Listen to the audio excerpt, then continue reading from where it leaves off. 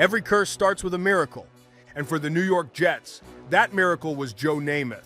Namath has not been bashful this week, and he has said that the Jets are going to win. The most dangerous thing a losing franchise can ever have is a savior who actually delivers.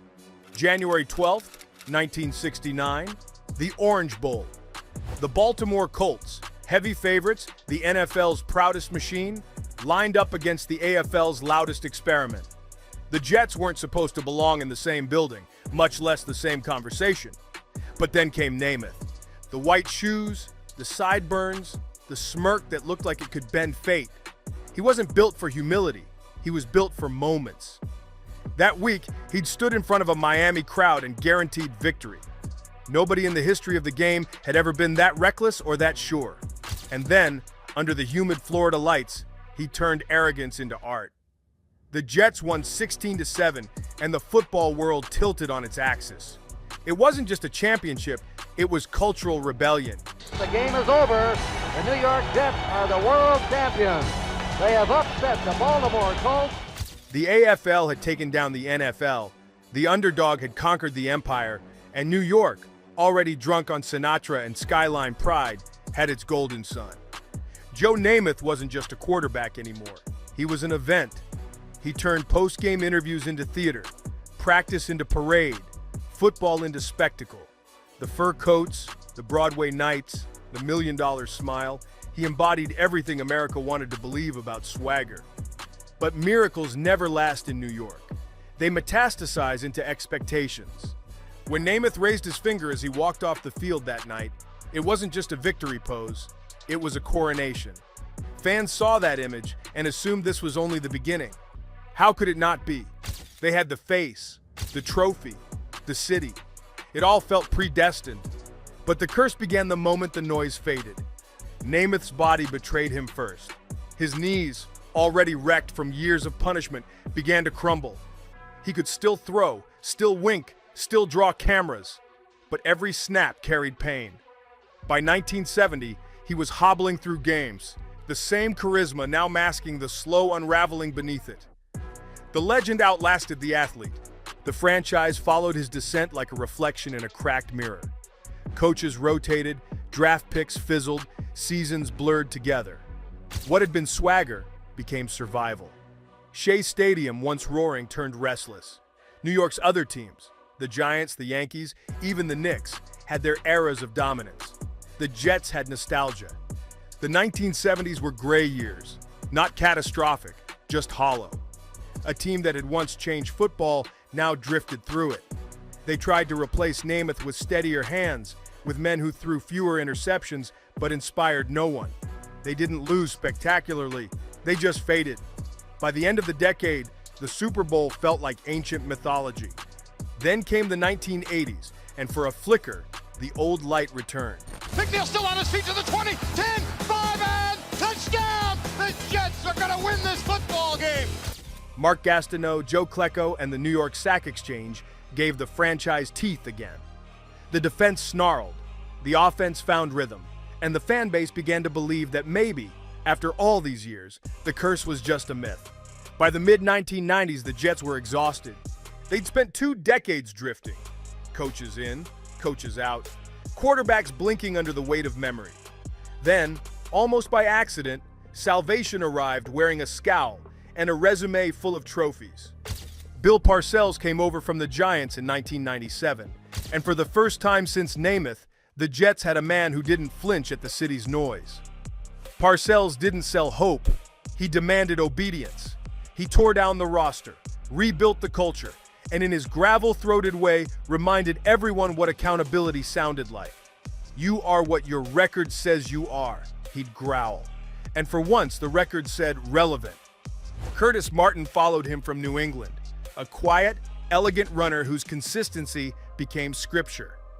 Vinny Testaverde, the Brooklyn kid turned journeyman, came home and gave the team stability they hadn't known in decades. In 1998, it all clicked. A 12-4 record, the AFC's top seed, and halftime of the conference championship in Denver with a 10-0 lead. 30 minutes from the Super Bowl, from exorcism, from peace.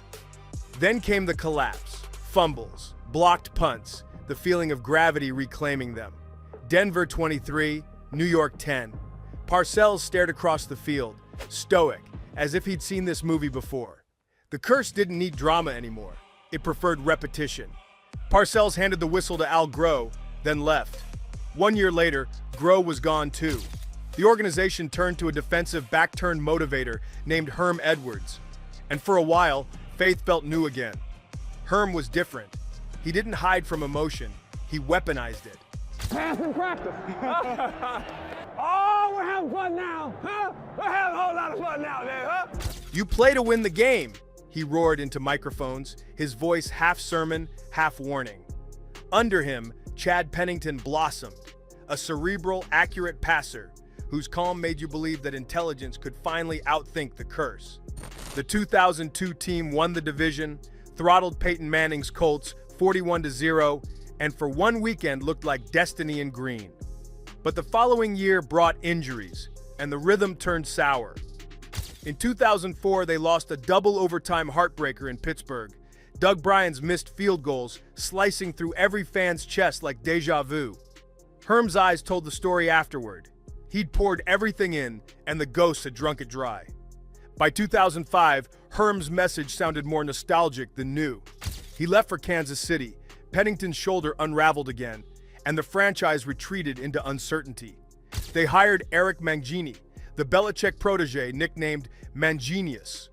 His first season teased revival, 10-6, a playoff berth, but discipline without inspiration doesn't last long in New York. By 2008, he was fired too. That winter, Brett Favre arrived, 40 years old, still chasing youth. For 11 weeks, the city believed again. Favre was laughing, gunslinging. The Jets were 8-3 and swaggering. Then his shoulder went numb. The interceptions came, and the season collapsed into another cautionary tale. The locker room fractured, the front office panicked, and the Jets once again stood at the edge of their own history, staring down another rebuild. When Rex Ryan walked through the doors in 2009, he didn't promise order. He promised chaos. And somehow, chaos felt like honesty. He was everything the organization hadn't been for 40 years. Loud, unfiltered, unapologetic. He talked like Namath, laughed like he'd never read a media guide, and believed with the kind of reckless confidence the city understood. Players gravitated to him because he saw them as men first, soldiers second. "We're not here to kiss anyone's rings," he told reporters, and for the first time in ages, the Jets sounded like they meant something. Under Rex, the defense became a living organism. Darrelle Revis erasing receivers, Bart Scott snarling into microphones, Calvin Pace and David Harris turning Sunday into a street fight. The 2009 Jets clawed their way into the playoffs and bullied their way to the AFC Championship. They led 17-6 on the road in Indianapolis before Manning's precision reminded them what heartbreak feels like. A year later, they went 11-5, marched into Foxborough, and punched the Patriots in the mouth. He got it off. Incomplete. Scott up the middle, Kerry Rhodes coming from the outside, and look at the coverage. "Can't wait," Bart Scott barked afterward, his voice echoing across televisions and taverns. For one luminous week, the curse went quiet. Then came Pittsburgh, another championship game, another 24-0 hole, another valiant climb that ended just short. 2 years of fire, 2 steps from glory, 0 rings. The years that followed turned swagger into strain. Sanchez lost confidence, the locker room split, and the butt fumble turned them into a punchline again. Rex stayed defiant, coaching like belief alone could hold the walls together. When he was finally dismissed after the 2014 season, fans didn't celebrate. They mourned. Because for those brief, thunderous seasons, he'd made the Jets matter again. Rex Ryan didn't banish the curse, but for a while, he made it blink. When Rex Ryan was fired in December 2014, it didn't feel like a coaching change. It felt like a funeral for belief. For 6 seasons, the Jets had swaggered, barked, and bled in Technicolor. When the noise stopped, the silence felt foreign. The organization promised maturity this time. No more chaos, no more headlines. They wanted quiet competence. What they built instead was anonymity. Todd Bowles arrived with a soldier's calm and a voice barely above a growl. After years of fireworks, that calm sounded like discipline.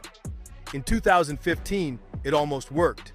Ryan Fitzpatrick, the Harvard-educated journeyman with the beard of a longshoreman, threw deep to Brandon Marshall and Eric Decker. Chris Ivory ran like he was angry at the ground. The Jets won 10 games, their best mark in years. One more win would have sent them to the playoffs. It came down to Week 17 in Buffalo.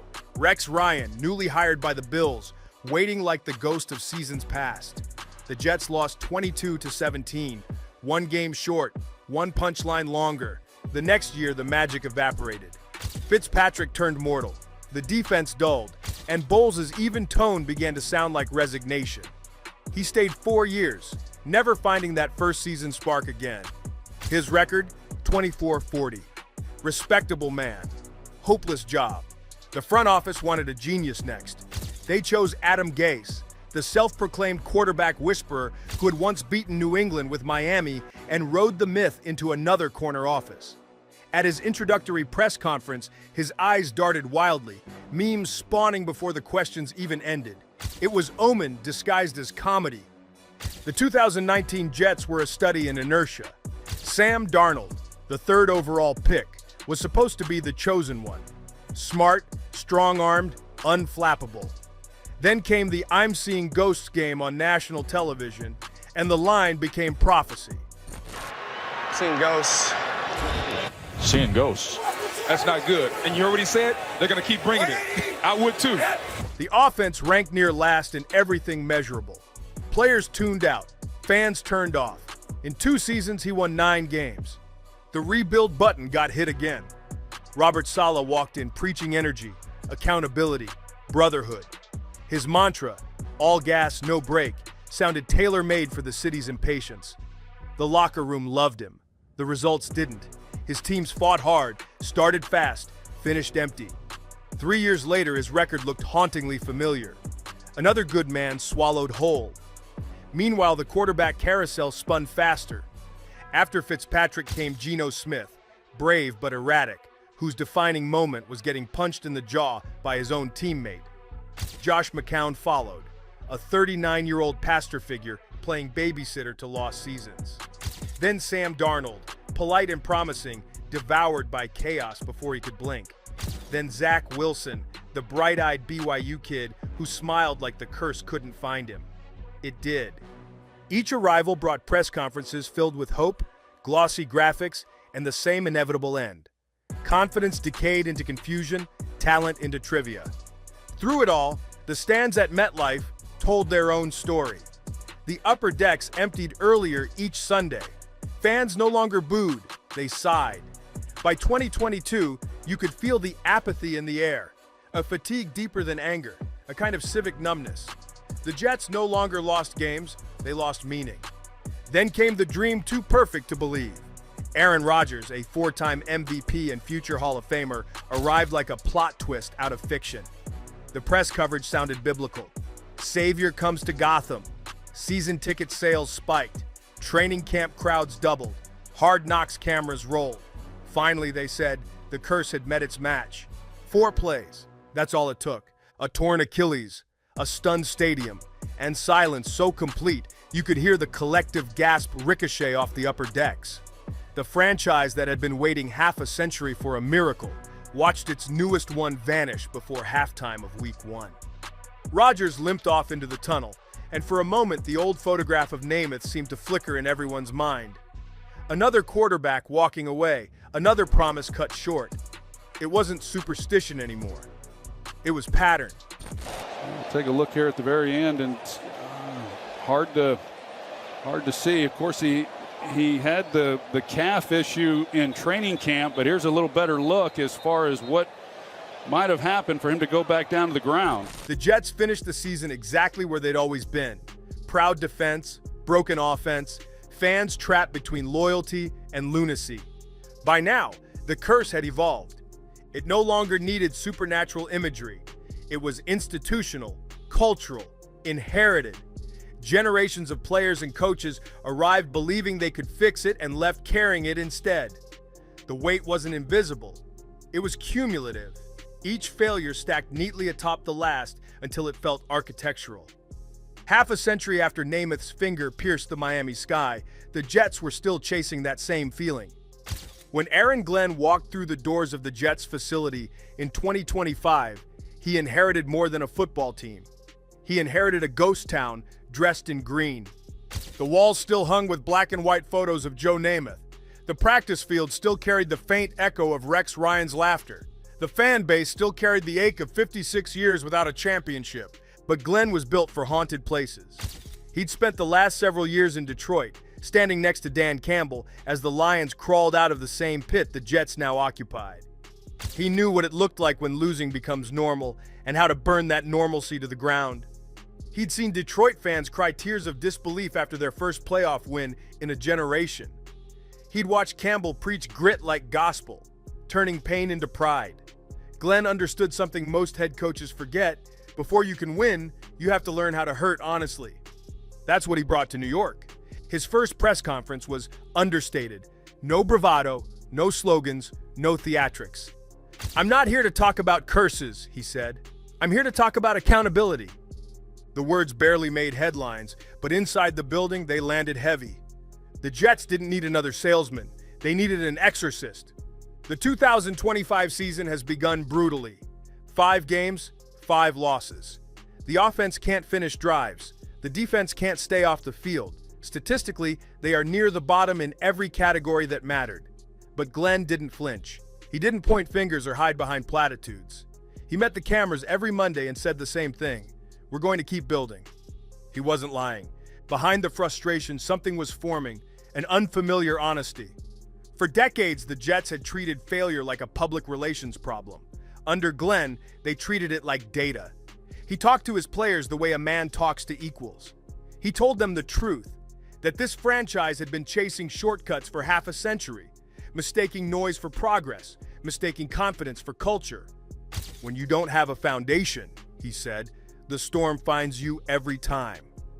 And for the first time since Rex Ryan's heyday, the players started listening. Glenn wasn't just rebuilding a team, he was rewriting a mentality. What would define a successful season? I want to be a team to where the fans will look up and say, "We're proud of that team." He reminded his locker room that he'd been a Jet once, a first-round pick in 1994, a corner who survived 9 seasons of heartbreak in the Meadowlands. He'd lived the cycle, the early optimism, the late-season collapse, the constant reinvention. He didn't need to study the curse, he'd worn it. But now he was armed with something he hadn't had then: perspective. In Detroit, he and Campbell had learned that culture doesn't start with winning, it creates it. You don't demand belief, you earn it, brick by brick, through hard conversations and harder work. He installed film sessions that had nothing to do with opponents and everything to do with accountability. Missed blocks, lazy pursuit, mental lapses, all called out, all owned. No blame, no fear, just truth. Reporters started calling him the realist. Players started calling him Coach G. Slowly, the Jets began to resemble a team again. Messy, inconsistent, but unified. They still lost, but they lost differently. You could see effort in the losses, structure in the chaos. And if you looked closely, you could see something else too. Fragments of the Lions' blueprint.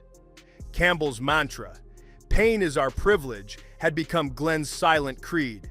Every mistake, every headline, every groan from the fan base wasn't an indictment. It was evidence they still cared. When reporters asked Glenn how he planned to break the Jets' curse, he smiled and shook his head. "There is no curse," he said, "just memory. The problem with memory is that it can keep you from moving." He paused, then added quietly, "The past isn't supposed to be a weight. It's supposed to be a lesson." That quote ended up printed on the locker room wall. He didn't promise playoffs. He didn't guarantee miracles. He simply promised to make the Jets real again, to build a team that didn't need nostalgia to feel proud. And in that, he might already be succeeding. Because every great resurrection starts the same way, with truth, with time, and with people who stop pretending their ghosts aren't real. New York hasn't seen the payoff yet. The record still stings. The city still grumbles. But the tone has changed. The fans aren't booing out of hate anymore. They're begging for honesty. They can feel that something, however small, has shifted.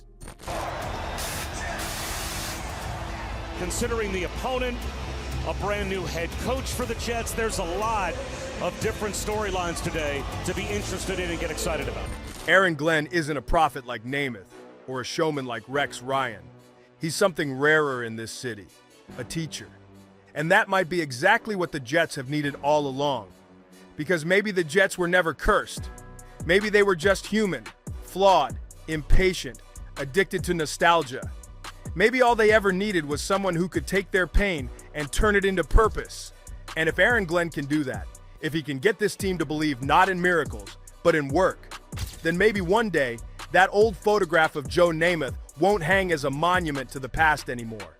The New York Jets have spent more than half a century trying to outrun their ghosts. But maybe the real story was never about the curse. It's about the people who kept believing through it.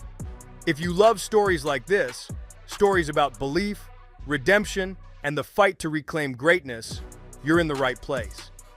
Subscribe and don't miss the next deep dive into the heart of the game we all love. Peace out.